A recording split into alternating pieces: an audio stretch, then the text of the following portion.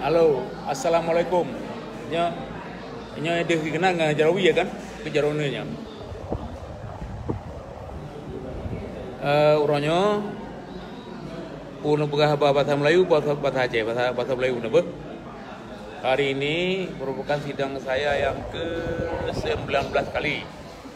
Dan hari ini adalah hari jaksa penuntut umum menuntut hukuman pada saya. Kalau saudara-saudara alum di Aceh nonton persidangan berken, ini nanti negalen bahwa ubena saksi, semua saksi yang dipanggil oleh jaksa dan yang kami hadirkan, tidak ada yang menunjukkan, tidak ada yang menyaksikan, tidak ada yang beri keterangan bahwa saya bersalah melakukan korupsi. Jadi semua orang sudah tahu bahwa di Jakarta, apalagi di Aceh, kasus ini bukan kasus korupsi. Kasus ini adalah kasus politik. Ada orang yang nggak suka terhadap saya menjadi gubernur. Ada orang yang mencegah saya agar tidak menjadi tokoh Aceh. Ada yang ketakutan. Tapi bukan kita orang Aceh, bukan sama Aceh.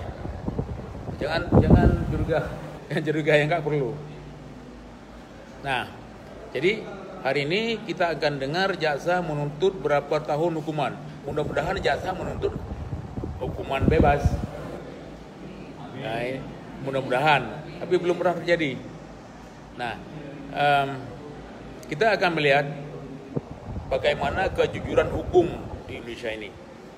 Bagaimana konsekuensinya hukum atas nama hukum, bukan hukum atas nama politik. Karena selama persidangan yang berlangsung, selama pemeriksaan saksi-saksi, tidak ada satu saksi pun yang mengatakan saya terlibat dalam hal yang dituduhkan. Nah, jadi kepada teman-teman, kepada rakyat Aceh, abu-abu, umi-umi, mohon doanya agar jaksa yang menuntut, memang tuntutannya sudah disiapkan. Nanti berdoa agar hakim memutuskan saya tidak bersalah karena memang tidak bersalah. Ya demikian, semoga dikabulkan Allah apa yang kita doakan.